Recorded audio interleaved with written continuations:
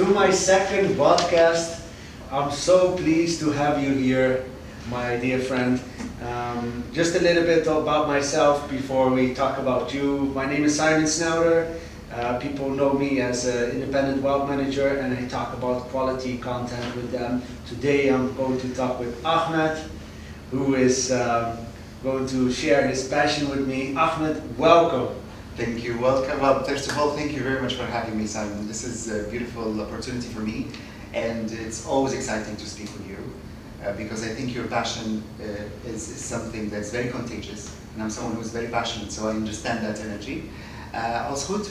Yes, alles goed. Yes. And it's always amazing because, you know, before moving to Dubai, Yeah. I was in your own country, in the Netherlands, the beautiful Netherlands, and it's always nice to hear not only your energy but also your accent and speak few words in Dutch. It's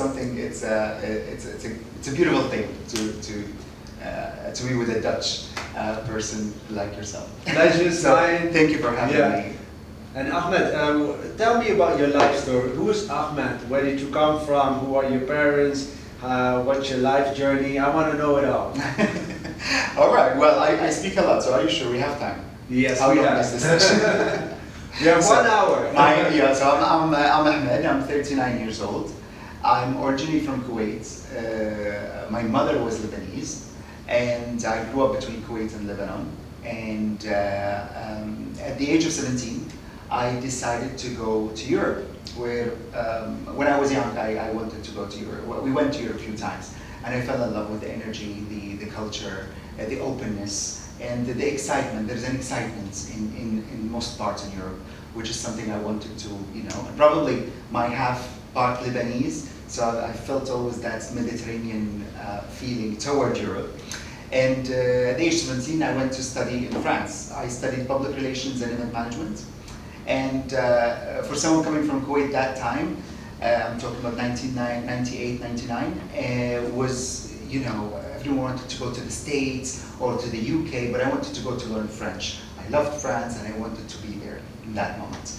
And 17, so I was really young. And I went there and I started studying. I studied communication at the beginning and language. And I always loved communication, but also fashion. Fashion was something I'm passionate about, but I wasn't I wasn't good in painting, etc. I love people, and I went to a few events when I was 17, 18. I started going out, and the first time I went to Ibiza, and I saw a stage, and the dancers, and How old were you? 18. 18, okay. Yeah. And I looked at it and I said, okay, I love that. I can communicate, I can design, I can create magic. Maybe I should study event management. So I went back to France and I continued. I finished my language part and I went to Paris to study public relations and event management. And from there, when you're a student, you work, you have different jobs. I interned in an events company and I always worked in fashion because I wanted to stay where something I'm passionate about. Yeah. I'm telling you this because that's what built my experience today, 20 years later. I got Your old I know. I said I'm 39, so And so I've studied event management, and after graduating from France, I stayed there for a few years to work, to get more experiences. And that time I went back to Kuwait first of all, I had some experience, I've worked in France, but my heart was still in Europe. I went back to Kuwait and I said, okay, let me get a job and see how things are working. Back in the time I went back to Kuwait, Kuwait was booming in the private sector. So right away I had This was which year that you went in back? 2007. Okay, when the oil price was also sky high. Exactly, and there was really money, and the government, first of all, now there's a change in the United Arab Emirates. Like the government is giving some support for Emiratis to work in the private sector. This was actually in 2005, around 2005. That was the same system was in Kuwait.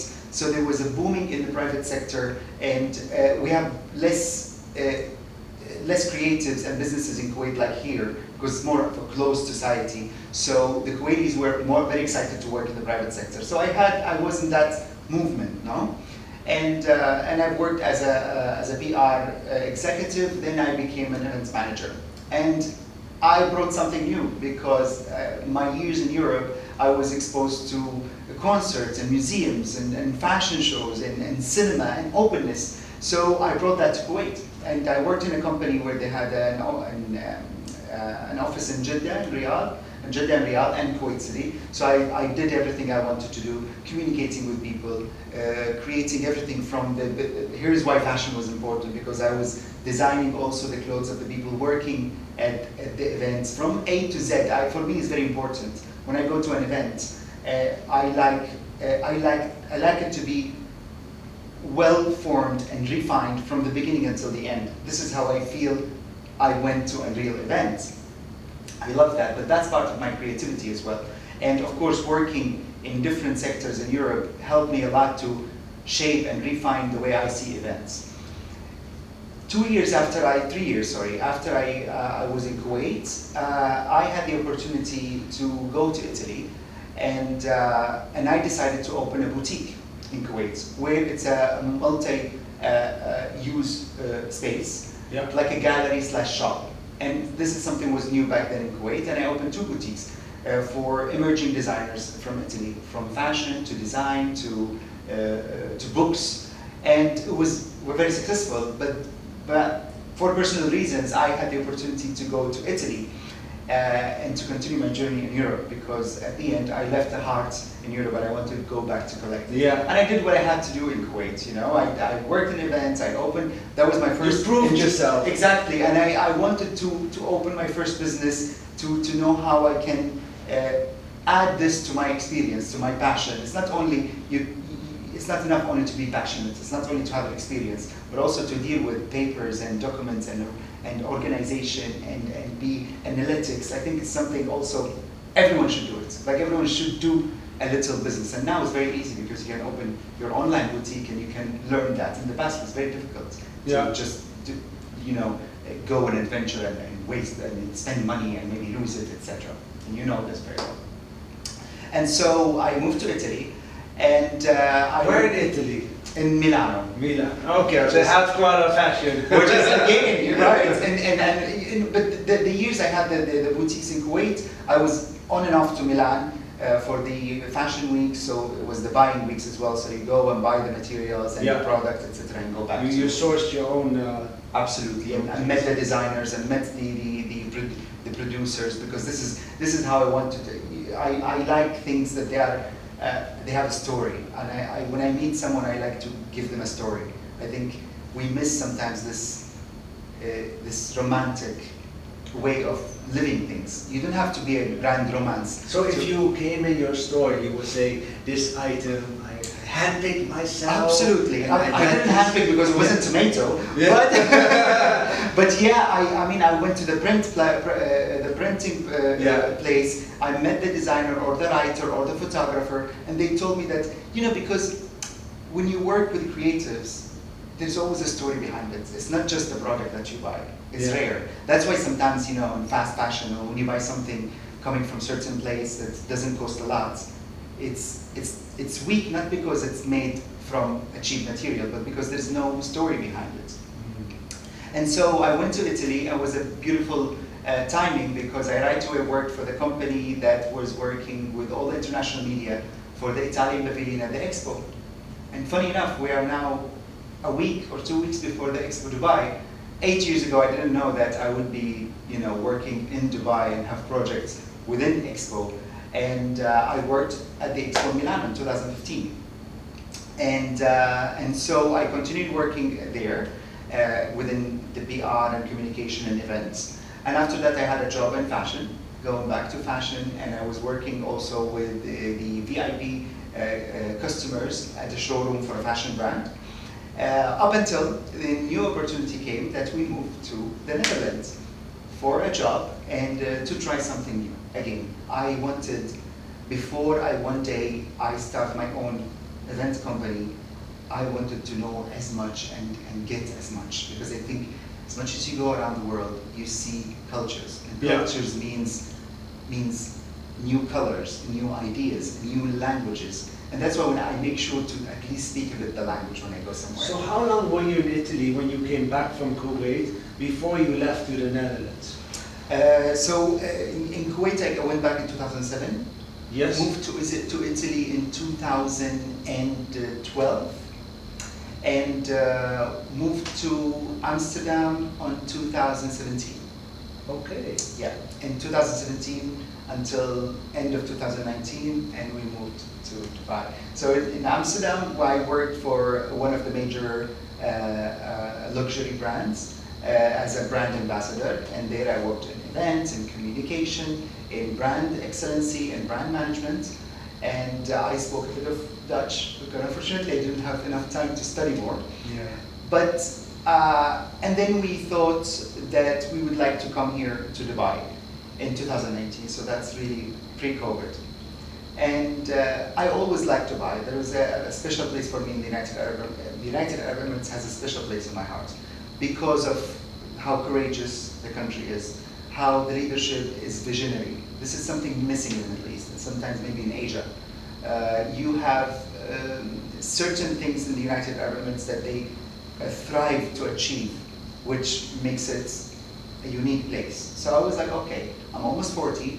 This is my right time to go to Dubai and finally open my events management company, an art management studio I think I'm ready, you know, I got a lot and I want to share that with the world. Yeah, and you've been a little bit more experienced now than you were before, because you went to Italy, you went to Netherlands. A lot of people only go once in their life, maybe somewhere else, but you worked already in 2 different countries, and now this is the 3rd country outside of your home country where you're working. Yeah. And how was it when you arrived in Dubai? Because you came before COVID, right? I arrived on the 30th of October, Yeah. 2019, and you know, it was already very cold in Amsterdam. and I decided, I was like, you know, you wouldn't think that there's something gonna happen. So I came with my luggage of dreams and ideas and concept, and I was like, you know what? I'm gonna live my dream now, is to have a summer winter. So from October, I said, until the new year, until 2020, I will just have a holiday. I'll shop around and, you know, I'll fish around, as they say. And you know, in January, everything has changed already. So, and that's it. You know, COVID hit the world. Certainly, I felt very lucky because I think being in the United Arab Emirates during COVID was something, we were the lucky ones. Because I think it lasted and it left more collateral damage around the world than here. And we were lucky, we had only 2 weeks of lockdown. But you know, the world has stopped. And I'm someone who's very positive. I mean, you should be creative in everything you do and live. And there's always good in everything, no? So during the time the world has stopped, I didn't stop. I decided that once things come back, I should be ready for my event company. You know, better, it's just a delay. Yeah. And so that was good because I studied the market, I've studied tons of thousands, probably thousands of images of events that happened the past 10 years. What went right, what went wrong, which are the agencies that they are on top, which agencies that they unfortunately went out of work, who are my competitors. So imagine all of these things, usually you would have to push it into your brain in a short time if everything was just like before. But due to COVID, I had time. And during COVID, actually, I had my second company. I opened a marketplace for fashion online. Yeah. And that was an amazing experience. Like, I was working from home like everyone else. And it was successful, actually. I created everything, my brand, my photo shoots, my management, my e-boutique. So that was actually my second company. So did you come to Dubai with a clear idea to start companies or start a company, or was it a mix of the circumstances and the drive that you had always in you? No, I wanted to do the company for sure, Yeah. but I wished to have a job on the side that would complement the company. Yeah. That was the perfect plan. But then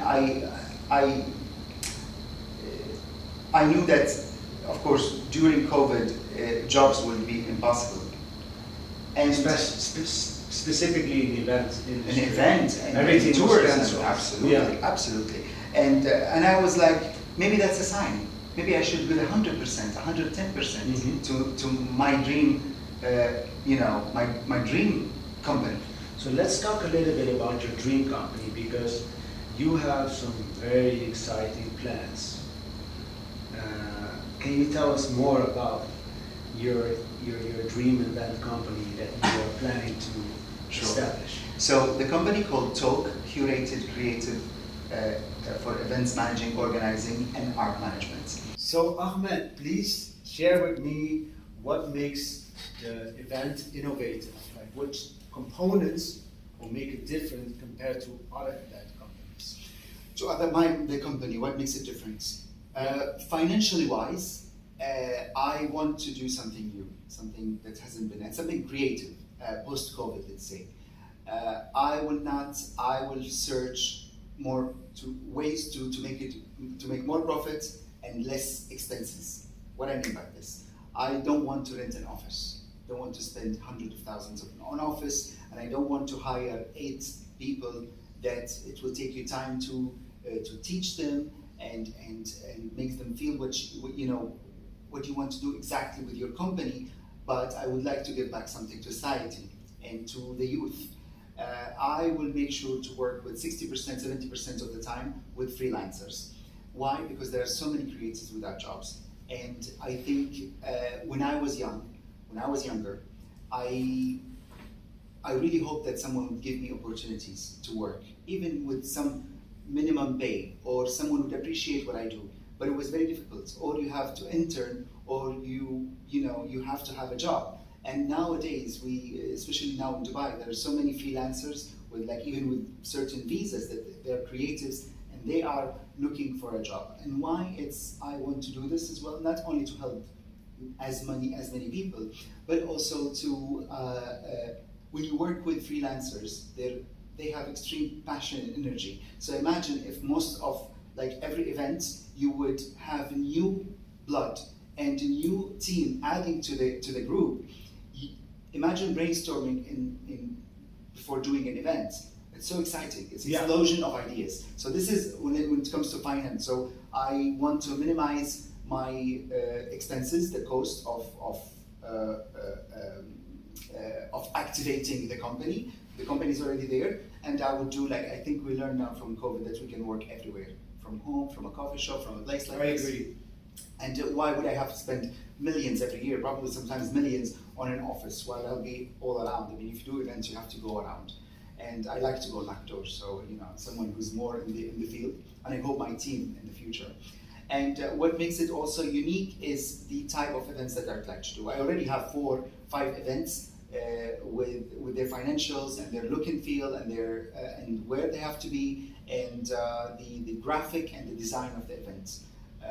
Why I did this, as I told you, I did my homework before looking for investors.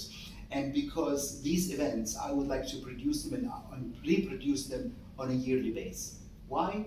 Because if you do an event like this and you work hard for 4 or 5 events that they are your brand, first of all, you create a brand for yourself, and you create a following, and you create a community.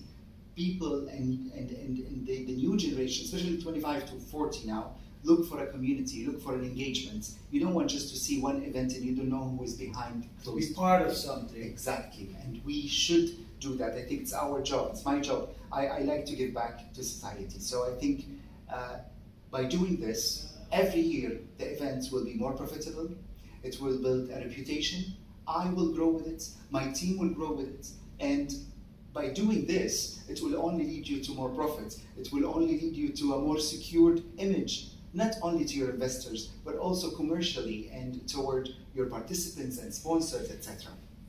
In a world where I think the next 10 years will be, usually after crisis, there's always a 10-year of development and rush for creating, because we've been through a problem. So I think that's what I would like. I would like to have a renaissance of my events that lasts for many, many years. And adding to this, as I told you before, I'll make sure that I myself, with everyone who will work with me, they their maximum, a high-end service, a human touch. You know, you don't just hire a place or ask money for a sponsor, but you get more than what you asked for, or more than you can imagine. The element of surprise. And something that I like about your ideas and about your projections as well for the future is that it's not only innovative, it's not only exciting, it's also profitable. Absolutely. So I hate it when people say, yeah, people that have a passion don't necessarily make money. Oh, that's absolutely, it's a myth. Because passion, as I told you, passion, it's the energy that drives you. But passion without search, without numbers, without studying, you know, your surrounding, it wouldn't. Of course, it wouldn't make you. If you don't study well, but you're putting your money and your energy at now or 100 years ago, of course you would not make money. But that passion, it should pushes you to offer all of that securities for yourself as well, you know. And why for me it should be profitable? Because simply this has been in the making, in the oven for 20 years. I'm putting not only my soul and my belief in this, but I'm putting my experience and my years of dealing with people, with materials, with products, with money, with, you know, this is my third business. I just realized now that's my third business. And through failures, I've learned a lot.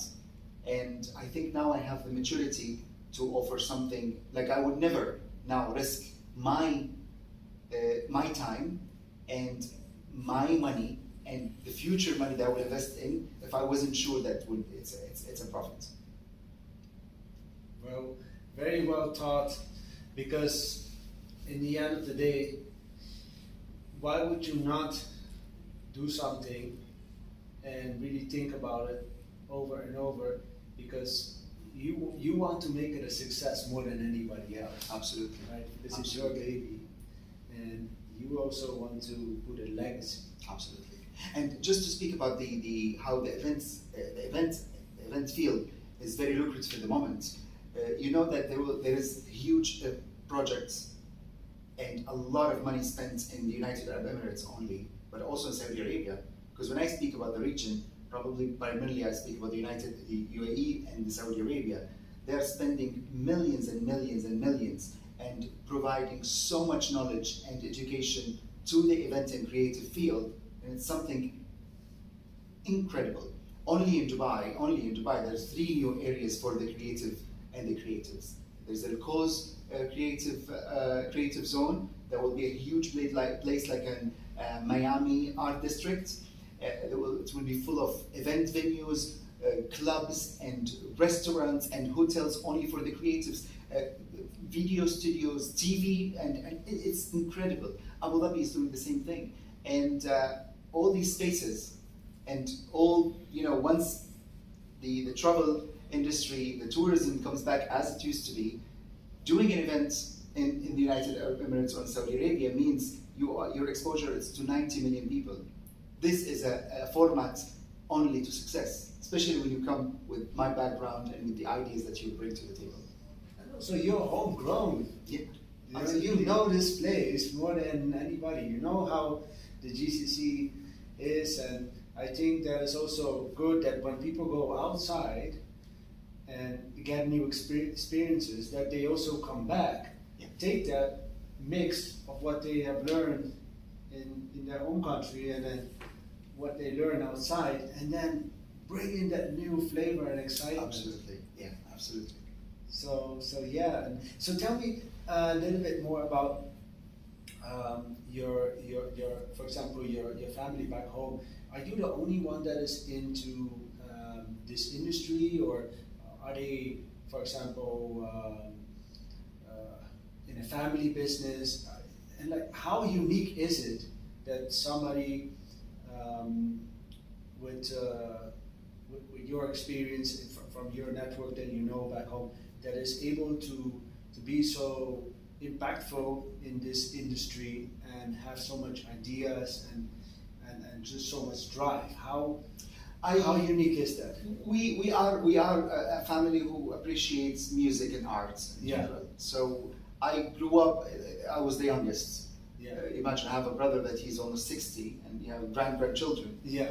And growing up in Kuwait, I was, I was born in '82, so it was the end of the golden age, as they call it in Kuwait, where the art scene was incredible, freedom was incredible. So I grew up with that in mind, with listening and seeing art, etc. But that's why when I was 16, and the first time I went to Europe, 16, 15, I was almost like got absorbed by that energy, because I was like, okay, maybe in Kuwait it's too small for me. But that's me.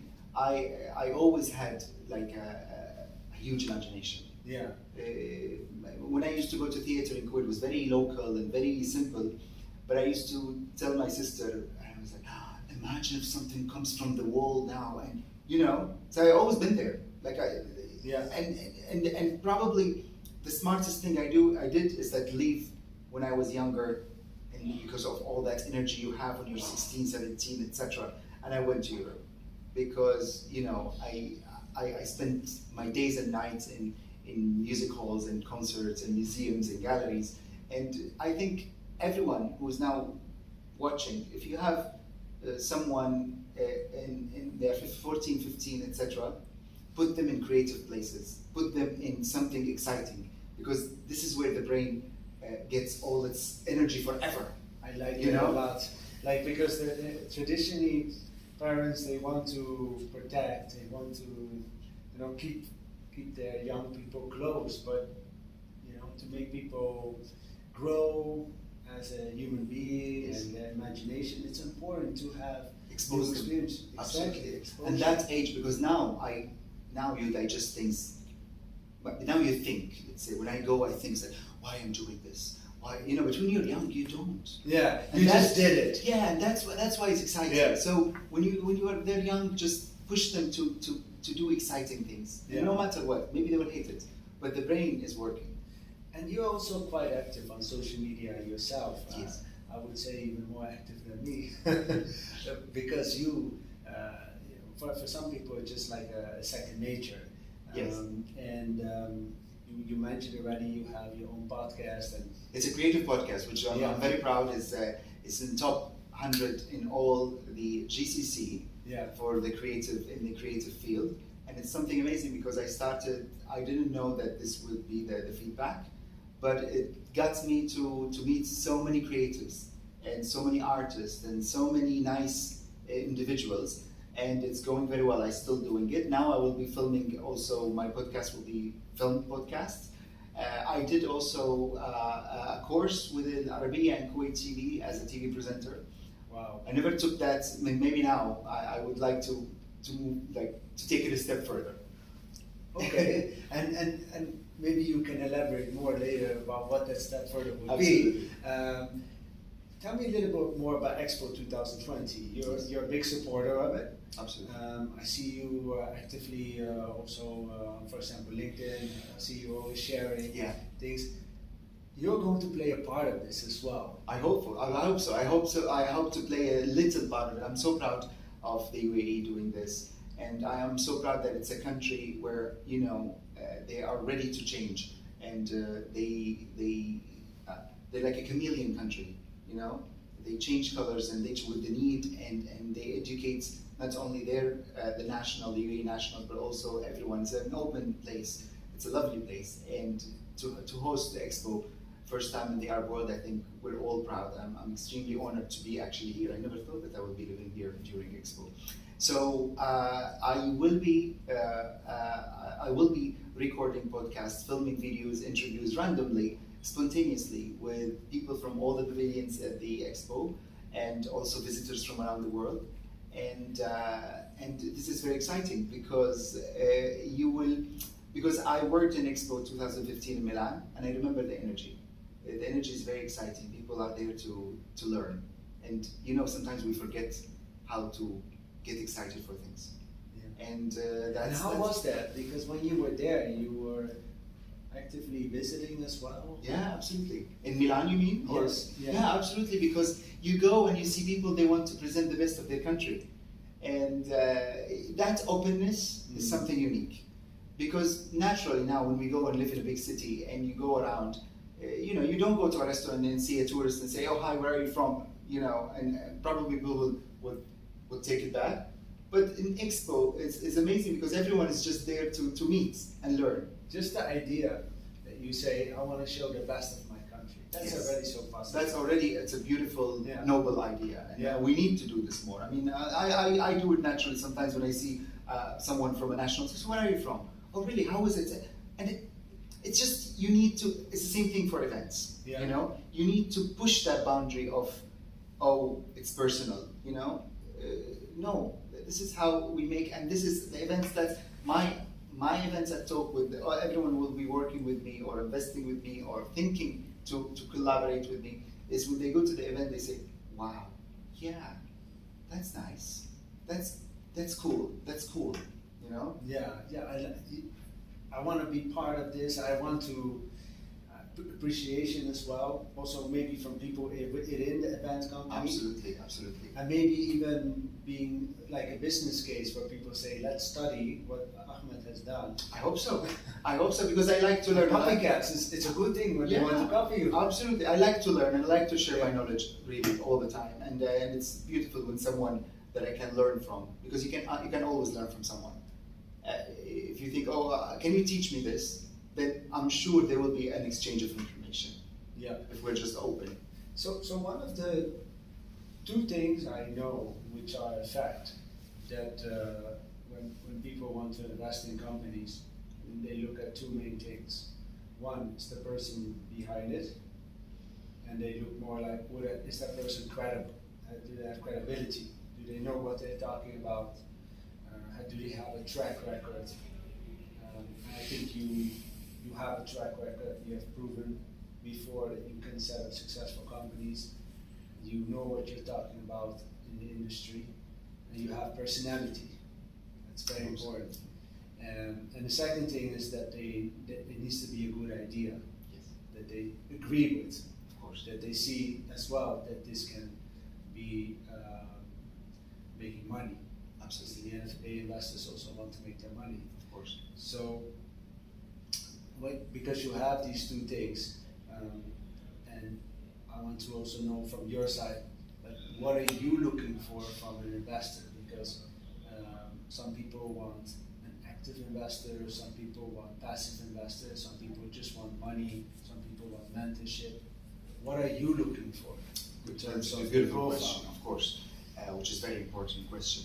I am very flexible and I'm very creative even when it comes to investing, because I think if I meet an investor for the first time, they don't know me.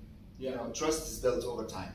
True. And I believe in that. This is absolutely, that's it. You can be attracted to someone, but then you'll have to time, and today money is very sensitive, is a very sensitive story. But what I offer what I'm looking for, a kind of investor, first of all, someone who would believe that this is doable.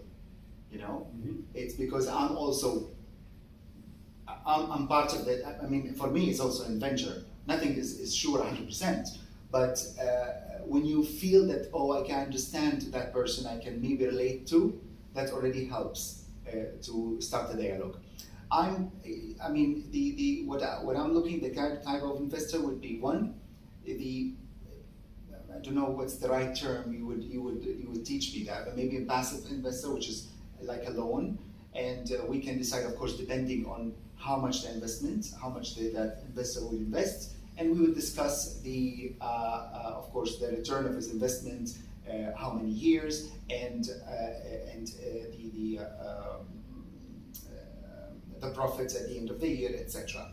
Another type of investor would be someone who would be part of the company. I'm also open to that, a percentage of the company, and also that to be discussed, because it depends how much he wants to put in, and based on that we can then speak purely business on the percentage and his part of the company and his yearly return of investment. The third one, which is something I thought that it's because the fact that maybe you don't know me, and to start building that trust, But if you want to be part of the thrill of the adventure, you can also be an investor for an event. Oh, interesting. Right. Project based. Project based. That's actually quite innovative. I've not heard that before. See, that's what I mean. I can understand if someone would say, okay, well, you know, where I'm going to put my money, and maybe now I already have another company, Yeah. and for example, I'm looking also for companies that if you are in a company where you have other companies, then we can collaborate. That's, you know, you can be part of my company, but also I can do the events for your company, so that we'll cut costs for you, and you can be always a sponsor for my companies without paying, so you have the exposure. Okay. So Also, I'm open to that. You know, you can put your money, but you know where they're going because Yeah. you'll be present all the time. Yeah. I don't like exclusion. Yeah. Like, so you're leaving all the doors open. absolutely. Yeah. We have to be creative in everything. Flexibility I think flexibility is part of success. And so, back to the last part that we were talking about is that yes, you can also invest in in an event, because I have already the events. I have financials and a pipeline for at least, as I told you, 4 or 5 events, and then to build that trust, to see how I work, to see how things will be and how things are profitable, you can also be part of an event. And in this way, we can. You see, that's the thing. The fact that I'm saving on office and like insurances and employers, etc., that gives me the privilege of offering a package event. Happens to me all the time. I meet people, I know they have the capacity to invest much more than they really do. But sometimes they're honest about it. Up front, they say, I'm testing the waters. Let's start with this amount, and then you see my experience. Yeah, see? Other people, they think they are, you know, being under the radar, but I know that there's more out there. Of but course. I respect both approaches. The most important thing what I want to ensure is that they're comfortable Yes. with doing what they're deciding. So if they want to test the waters and they say, you know what, I want to first try it out for one project, Absolutely. then they can see the experience, see the returns, see how it is to work with you, and if they like it, they can either do the next one, the next Or one, they do. or bigger, Absolutely. in the whole company. Absolutely. Yeah. I do understand that for many, even if you have money, you work for that money, and you because you know yourself. So yes, it's not easy to invest money. It's not easy to put your money just because someone speaks well and someone who's been doing this for 20 years. You know, you don't know me. I understand that, and I think flexibility. I always been flexible, even at jobs that I had. You know, people go to a job interview, they say, okay, this is what I'm looking for, and this is what I almost never done that. Because if I'm good at it, I always tell them, okay, give me the job. I know in a month or 2 you will change your mind. And that happened. I will prove it to you. Absolutely. If Yeah. you're sure of yourself. Yeah. Sometimes it takes ages for people to prove themselves at work because they're not good at it. Yeah. Sometimes it takes you a week. So I know that from one event, I know I can prove myself. But we are the same, right? Sometimes we do the same thing with other people. Right. We're like, let me give you this job, see how you take this. See, this is passion because I'm passionate Yeah. and you're passionate. Yeah. When passion comes with self-confidence and trust and hard work, because not alone, it just, you can prove anything in the world. And I believe in myself, and I believe in my company, and I hope that this will bring not only profit for me but everyone else. No, but I also believe Thank in you. you and your company because of one, the passion that you have, and also the sound decisions that you are making coming out of your research and plus the experience, and also sometimes you need to have that flexibility, which I don't see in all personalities, where you would just make it happen. Of course. Whatever happens, whatever obstacle, you find a solution to make it happen. Absolutely. And I see, unfortunately, also sometimes people having the opposite. Whatever obstacle happens, they give up. Yeah. It's very easy to give up. Yeah. It's easier to give up because giving up means means you give the opportunity to life. So that it's life. But I've learned now. I mean, that's why it's very personal. This company. I've learned. I've been there, and I don't believe in this anymore. You only give up when you have tried everything. And we never tried everything. We tried. If someone tells me I've tried everything, in the past I would say, oh, poor thing. But then now I ask the question, what did you try? Did you try really everything? It's very difficult. It's very rare that someone really tried everything. You know, there's always a door to knock. There's always an idea to be realized. And as long as you can walk, then you can do. And also, I guess, if you are trained to not see things as a problem or as a hard stop, but you see things just as a bump on the road. Absolutely. And there's many bumps. There's so many bumps. And you just gotta find the end station. You know, I've came to realize that the past few years that I had always two options. You always have two options to see things. Yeah. So sometimes when I have a bad day, when I go home and I feel like, what is this day? I sleep and I wake up and it's a new day. It's a new day. So if you just take a moment and say, I'm alive, you know, some problems are tougher to be realized like this. I am conscious. But 90% of the things that comes your way, they're just bad things. And you sleep and you wake up the next day. And it's still a new day. And it's a new day. And even if you have a good day, you wake up the next day, you and gotta it might be a bad again. one. Exactly. It might be, but you know, Yeah. it's just the way it is. And you know, I think with time you just realize that. And that's why it's nice when you travel around. I think that's why I tell people now, give your kids like a ticket, let him go and get him lost, and etc. Because this is how you realize that. You know, we have a saying in the Netherlands, met vallen en opstaan. You know, when you fall, you only learn how to stand up. I'm sure it's in many other languages as well. Absolutely. And when I see, as a father, I on purpose see my daughter falling a lot of times, and I refuse to pick her up or let her not fall, because you know I fell down a lot of times as a kid, and I learned how to stand up on my own feet, and I want her to do the same thing. And I think that in life, in business, it's the same way. Absolutely. And Ahmed, I'm sure there's going to be fantastic things coming. Thank out you. of Thank you very much. I'm so happy that you came to my podcast. I am so happy about it. And I'm going to invite you back when we have some new input for when your company is a little bit further in the process. I cannot wait. And who knows what great things will come to your path the coming period. Thank you. Thank you again. I'm It's honored. my pleasure. Thank you so much. Thank you so much. Thank you. You're fantastic. Your passion is contagious, and continue doing this. And I cannot thank you enough. It's beautiful. Thank you. Thank you We'll so see you at Expo. Yes, even before that time. Yeah.